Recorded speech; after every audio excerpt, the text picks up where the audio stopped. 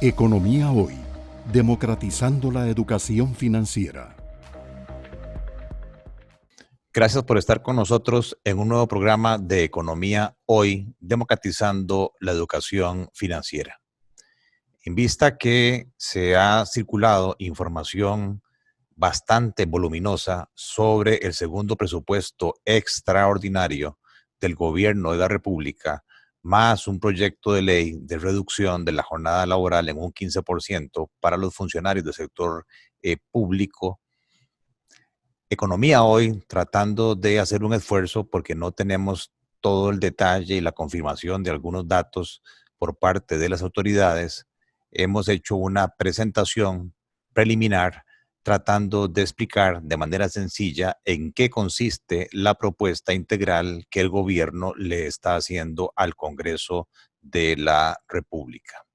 En resumen, se trata de un proyecto de ley denominado Segundo Presupuesto Extraordinario que viene a modificar el presupuesto actualmente aprobado desde el año pasado, que equivale a 10.500 miles de millones de colones, que es el gasto total autorizado para el gobierno central.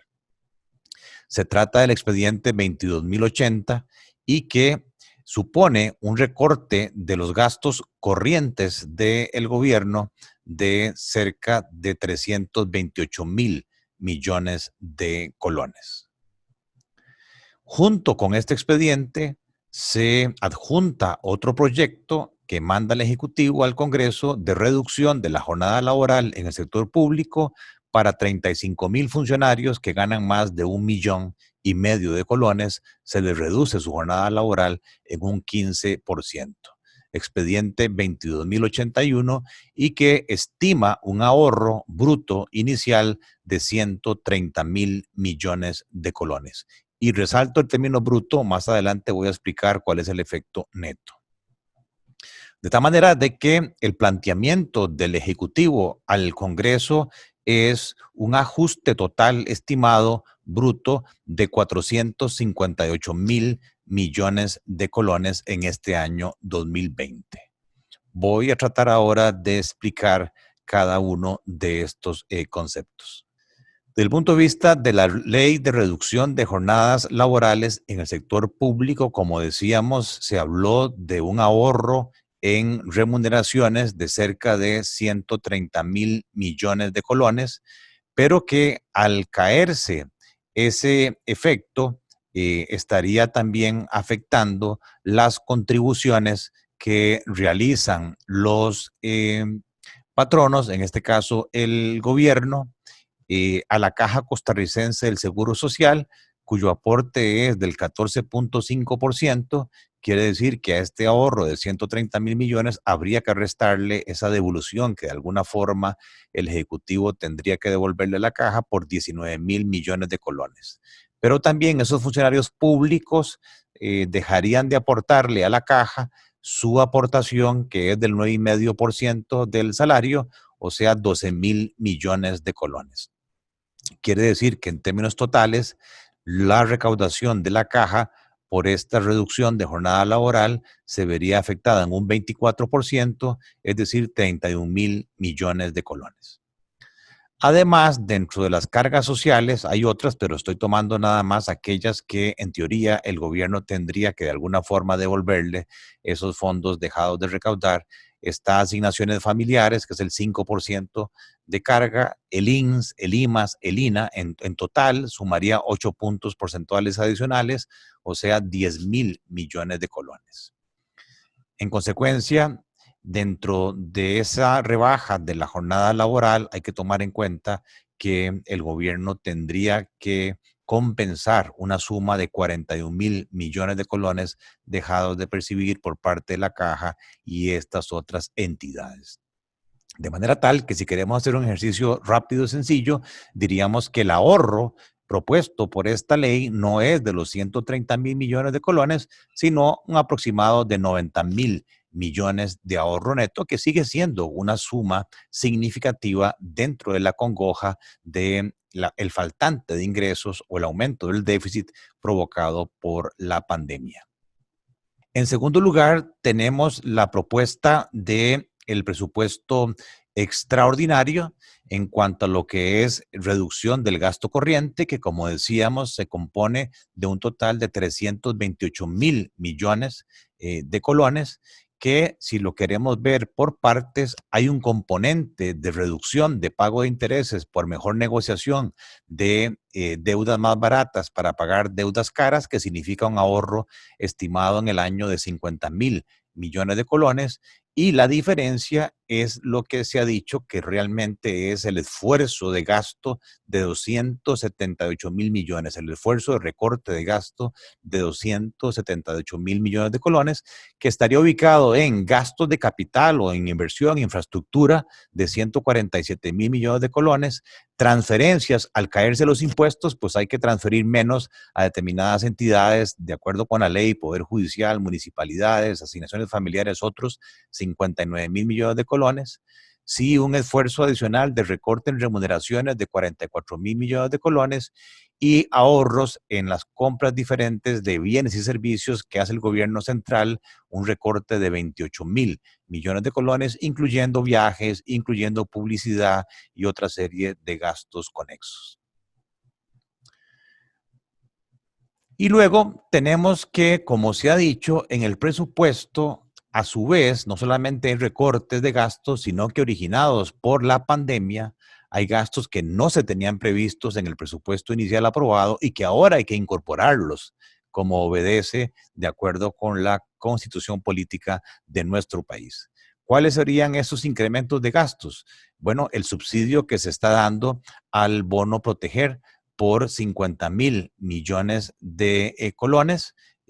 para ayudar a las familias que están quedando desempleadas. También en esa línea hay un traslado de 40.000 millones de colones que el gobierno central estima al Ministerio de Trabajo para distintos programas de ayuda a través del IMAS.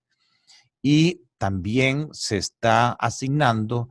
un gasto hacia la Caja Costarricense del Seguro Social por 43.000 millones de colones por la reducción que hicieron ellos de la base mínima contributiva y que significó en consecuencia menores ingresos para la Caja Costarricense del Seguro Social.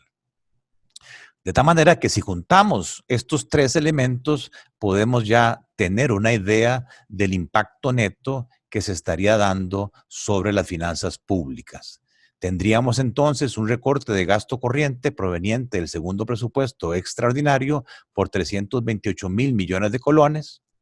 Tendríamos un ahorro neto del 15% de la jornada laboral, equivalente a 90.000 millones de colones. Pero a esto habría que agregarle un aumento de gastos por la pandemia en 133.000 millones de colones. Quiere decir que el efecto neto de gasto en el presupuesto, si esto se aprobara tal y como se está planteando, sería de 286.000 millones al año, que es una cifra significativa aproximada entre el 0.8 y 0.9% del Producto Interno Bruto. Los ingresos fiscales, a su vez, nos dice la tributación que se estima que por la pandemia la recaudación tributaria estaría cayendo 1.165 miles de millones de colones, que eso es el equivalente a 3.3% del Producto Interno Bruto. De tal manera de que a pesar del ahorro que se está planteando en el año 2020, el reto es que hay un incremental de necesidades en el presupuesto de 880.000 millones de colones, de los cuales se está pidiendo una autorización para un préstamo del BID y de la Agencia Francesa para el Desarrollo por 217.000 millones de colones, de tal manera de que la autorización de endeudamiento incremental para salir avante con esta situación de las finanzas públicas es de cerca de 663.000 millones de colones. Este sería, en resumen, lo que el gobierno estaría pretendiendo hacer con este planteamiento de un segundo presupuesto extraordinario, más el tema de la reducción del 15% de la jornada laboral y el aumento de los gastos ocasionados por la pandemia, básicamente por efecto del bono proteger y a la Caja Costarricense del Seguro Social. Siendo esto así, este gráfico nos presenta el presupuesto original aprobado y el nuevo presupuesto para el año 2020. Tenemos aquí la columna miles de millones de colones. ¿Qué significa eso en relación al Producto Interno Bruto? Y lo mismo para el nuevo presupuesto. Entonces, lo que estaríamos viendo es que originalmente se aprobó una carga tributaria o una carga de ingresos total del 14.2% del PIB, pero que ahora hay una caída importante de los ingresos del gobierno de 5.465 miles de millones de colones a 4.300 miles de millones de colones. O sea, hay una pérdida de 3 puntos aproximadamente del Producto Interno Bruto.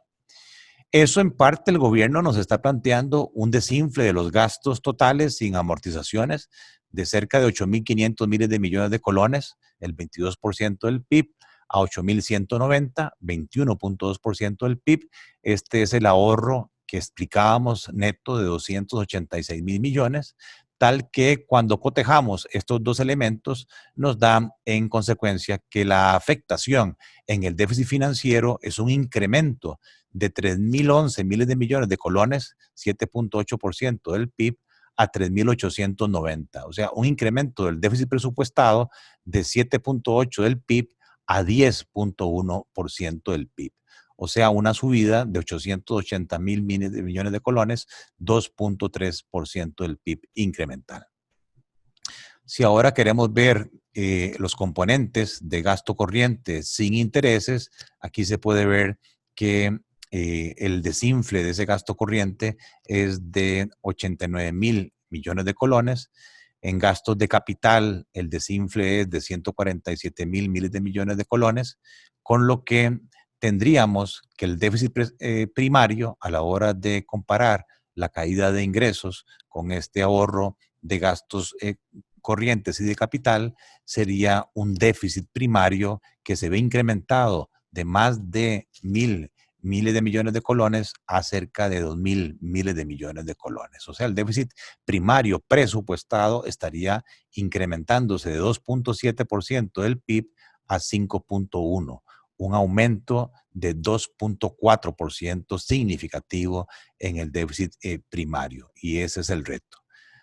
El gobierno, a su vez, está haciendo una buena tarea en cuanto a atacar el costo de la deuda, lo cual le significa una rebaja de cerca de 50.000 miles de millones de colones, de donde sale entonces el efecto del déficit financiero. 5.1 primario más 5 puntos de intereses nos da un déficit financiero nuevo presupuestado de 10.1%.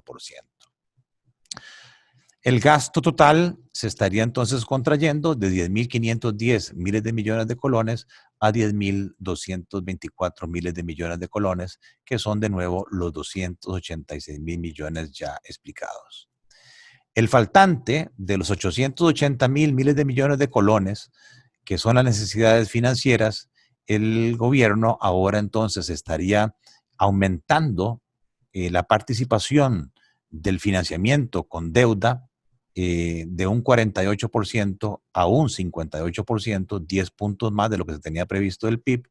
y la importancia relativa al caerse los ingresos de financiamiento del déficit y de las amortizaciones con ingresos ordinarios pierde importancia 9 puntos porcentuales. Es decir, que ahora tendríamos un presupuesto que en su mayoría recaería sobre la deuda, mucha de la cual viene de deuda externa, de organismos multilaterales, a tasas blandas y a largo plazo, que en vista de las circunstancias, me parece a mí, respetuosamente para los señores del Congreso, que hay que tomar esos créditos con las condiciones que se quieran establecer, pero creo que en el 2021 no va a haber tanta plata barata de largo plazo disponible y por lo tanto hay que cerrar el faltante no presupuestado por la pandemia de estos 880.000 miles de millones de colones con la estructura